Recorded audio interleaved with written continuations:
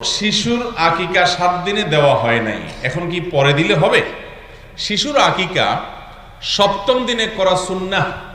সপ্তম দিনে, 7 দিন পর না, কিন্তু সপ্তম দিন আর 7 দিন পর, বেশ কম আছে। কিন্তু শিশু যেই বারে জন্মগ্রহণ করবে ওই বার হবে প্রথম দিন।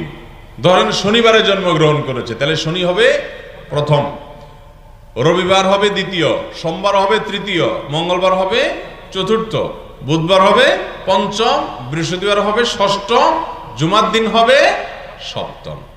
তার মানে সন্তান যেই বারে জন্মগ্রহণ করবে তার আগের বারে সপ্তম দিন হয়। শনিবারে হলে শুক্রবার হবে, শুক্রবার হলে বৃহস্পতিবার হবে, বৃহস্পতিবারে জন্ম হলে বুধবার হবে সপ্তম দিন। অতএব আকিকা কোন দিন দিবে বুঝতে পারছেন তো? যেই বারে জন্মগ্রহণ করবে তার আগের বারটাতে। এখন যদি রাত্রে হয় তাহলে তার এক মুসিবত। রাত্রে হলে বার বাহির করবেন কেমনে? রাতে হলে বার বাহির করার বুদ্ধি হলো যে আরবিতে বা চান্দ্রবর্ষ অনুযায়ী রাতের হিসাব আগে আসে। অতএব এই যে আজকে রাতে আমরা এখন ওয়াজ করছি, ওয়াজ শুনছি, আলোচনা করছি, মাহফিল হচ্ছে, এই রাতটাকে কোন দিনের রাত ধরা হবে?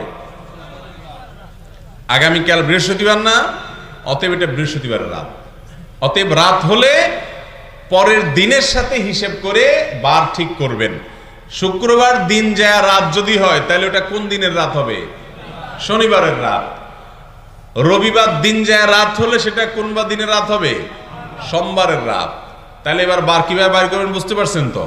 যেহেতু ইবাদত বন্দিগি যেগুলো তারিখের উপর নির্ভরশীল সেগুলো চান্দ্রবর্ষ অনুপাতে করতে হয়, আর চান্দ্রবর্ষের হিসেব হলো সন্ধ্যা থেকে দিন শুরু হয়।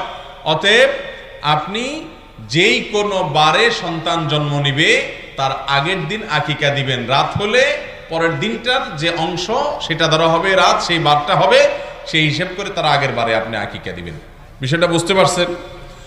আকিকা সপ্তম দিনে করা সুন্নাত। সপ্তম দিনে করতে না পারলে 14তম নম্বর দিনে করবেন, 14 নম্বর দিনে করতে না পারলে 21 নম্বর দিনে করবেন।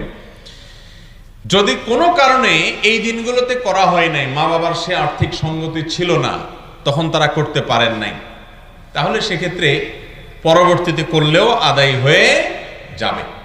অনেক সালাফ বলেছেন যে আমি যদি জানতাম আমার ছোটবেলায় আকিকা বাবা মা করেননি তাহলে আমি এখন করার ব্যবস্থা করতাম। স্বয়ং নবী করিম সাল্লাল্লাহু আলাইহি ওয়াসাল্লামের পরে এরকম হাদিস আছে, যার কারণে সপ্তম, 14তম, 21তম দিনগুলোতে করা হলো সুন্নাহ।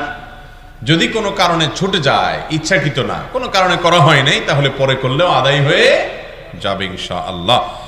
আকিকার গুরুত্ব আমরা অনেকে বুঝি না। অনেকে আকিকা করার জন্য টাকা পয়সা পায় না, অথচ মিষ্টি কিনে মিষ্টি খাওয়ায় অনেক। যে আকিকা করবে, সন্তান জন্ম নিছে তার, এই লোক আকিকার সময় বলে যে ভাই পয়সা নাই, ছেলে হয়েছে, 2টা ছাগল কিনতে হবে, 2টা ছাগলের দাম তো 20,000 টাকা, এত টাকা নাই আমার কাছে।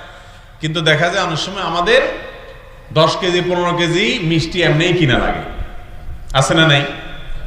এই ভাই মিষ্টি তো মানে হলো আটার দলা, চিনি আর আটার দলা, এই তো। চিনি এবং আটার দলা মানুষকে খাওয়ায় আপনি 10,000 টাকা নষ্ট করলেন, আর সাথে কয়টা টাকা দিলে তো আপনার গোশতই খাওয়াইতে পারেন মানুষকে, ঠিক না ভাই? ঠিক। তো আমরা দেখা যায় মিষ্টি খাওয়াইতে গিয়ে আর আকিকার সুন্নত আদায় করতে পারি না। আকিকা অনেক হলো আমাদের মতো ওয়াজিব, অনেকের মতো সুন্নত গুরুত্বপূর্ণ। যাই হোক, এ বিষয়ে আমরা খেয়াল করব। আর আমরা যারা কারো ছেলে মেয়ে হওয়ার পর তার কাছ থেকে আবদার করি, বন্ধু বান্ধব আত্মীয় স্বজন, আমরাও বোকামি করি। গোশত খাইতে চাইবো, যে সন্তান হয়েছে মিয়া আকিকার গোশতের দাওয়াত দিবেন, সেটা না করে আমরা বলি কি মিষ্টি খাওয়াবেন, ঠিক না ভাই? ঠিক। আটার দলা খাওয়ার জন্য আবদার করে। আরে ভাই গোশত খাইতে চাইবেন, ভাই আপনার ছেলে হয়েছে মাশাআল্লাহ, তাহলে আকিকার গোশতের দাওয়াত দিয়েন, ওইটার বায়না দিবেন। সেটা না করে আপনি বলেন কি ভাই মিষ্টি খাওয়ায়েন। তো উনিও চিন্তা করে ঠিকই আছে, মিষ্টি 1 কেজির দাম কত? আর যদিও আজকাল মিষ্টির দাম গরুর গোশতের দামের মতো, ছাগলের গোশতের দামের মতোই, ওইটাও বেড়ে গেছে। যাই হোক, সন্তানের আকিকা দিলে কি হয় জানেন?